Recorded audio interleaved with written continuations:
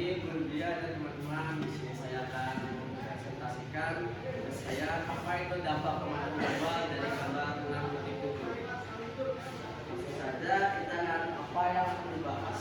Nomor satu, ini dampak pemanasan global berdasarkan satu dari gambar 6.7.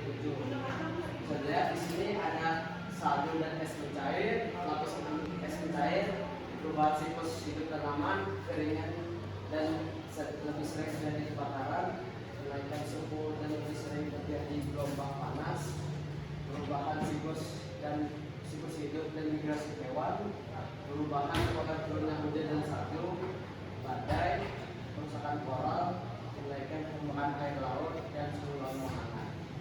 Saya akan jelaskan satu persatu dari salju dan es mencair. Pemanasan global memiliki dampak yang signifikan bagi salju dan es mencair.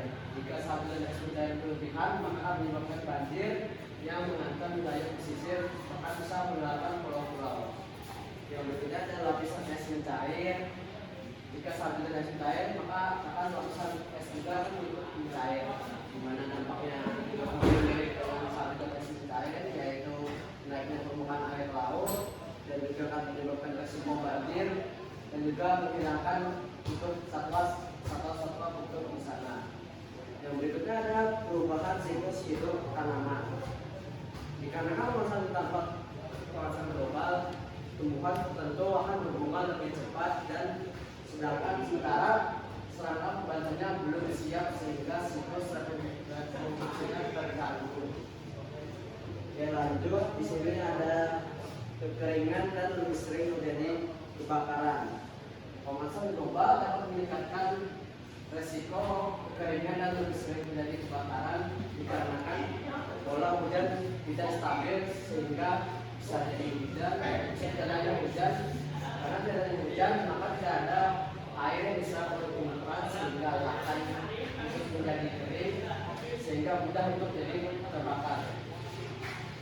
Lanjut, di sini ada kenaikan suhu dan lebih sering terjadi gelombang panas.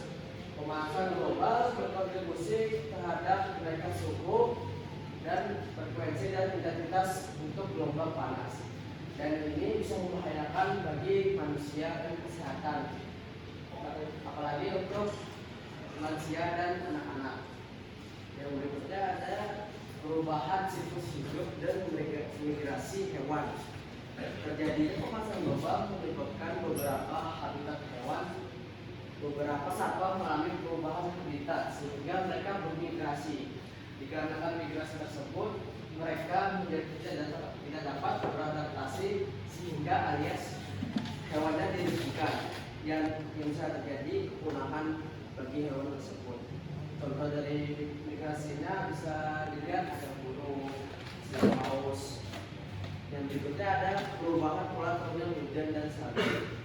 Akibat pemanasan global dapat menyebabkan perubahan pola hujan dan salju, di mana bisa terjadi kebanjiran, risiko banjir, kekeringan, dan perubahan ekosistem.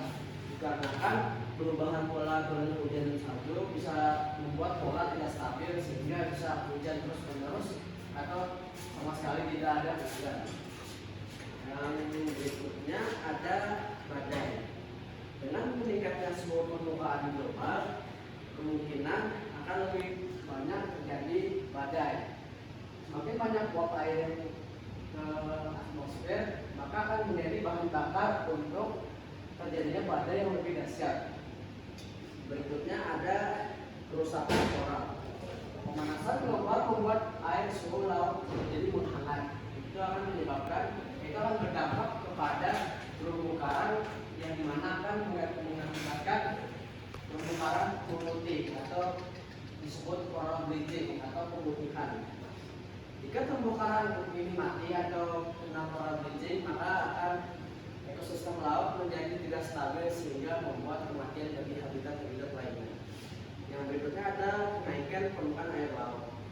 Naiknya permukaan air laut disebabkan oleh mencairnya lapisan es tadi di kutub-kutub bumi yang lama-kelamaan akan menyebabkan banjir sehingga mengancam pulau-pulau kecil untuk tenggelam. Maka membuat wilayah sekitar bisa juga jadi banjir. Yang berikutnya ada atau sebulan terakhir suhu laut menghangat. Pemanasan global menyebabkan menyebabkan suhu laut menghangat, yang dimana tadi bisa menyebabkan terumbu karang menjadi putih atau coral bleaching, juga bisa merusak ekosistem dan bisa mengakibatkan permukaan air laut meningkat secara drastis. Kita lanjut apa yang akan dibahas nomor 2. Berikan contoh dampak pemanasan global yang ada di Indonesia. Langsung saja ke gambarnya. Yang pertama ada kekeringan dan peningkatan suhu. Indonesia mengalami kekeringan dan peningkatan suhu yang luar biasa yang dapat mengganggu pertanian sehingga lahannya menjadi kering dan seperti yang ada di gambar. Yang bisa mengganggu sumber daya manusia sehingga berdampak juga pada kesehatan manusia. Yang berikutnya ada kenaikan permukaan air laut. Pemanasan global menyebabkan kenaikan permukaan air laut yang mengancam pulau-pulau kecil dan wilayah pesisir seperti Jakarta dan Bali. Dikarenakan pulau itu stabil, hujan terus-menerus, maka akan naiknya permukaan air laut sehingga masuk sampai jalan-jalan seperti ini gambar. Lanjut, ada peningkatan intensitas hujan dan banjir. Karena pola hujan tidak stabil tadi menyebabkan banjir di berbagai wilayah Indonesia seperti Jakarta dan Bali. Sehingga dikarenakan hujan tidak stabil dan hujan akan terus menerus, maka akan banjir seperti ini di gambar. Lanjut, di sini ada ancaman bagi sumber daya alam.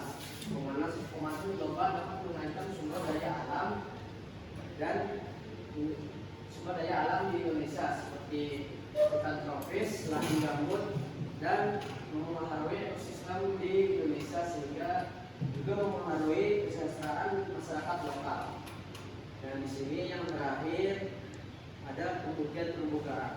Suhu laut yang menghangat di Indonesia akan menyebabkan terumbu karang menjadi putih atau pemutihan atau bisa disebut coral bleaching. Dan ini bisa mengganggu perairan Indonesia dan mengganggu ekosistem laut di Indonesia. Juga bisa mengganggu keberagaman hayati laut dan ekonomi masyarakat di pesisir. Mungkin itu saja dari saya, semoga bermanfaat dan terima kasih.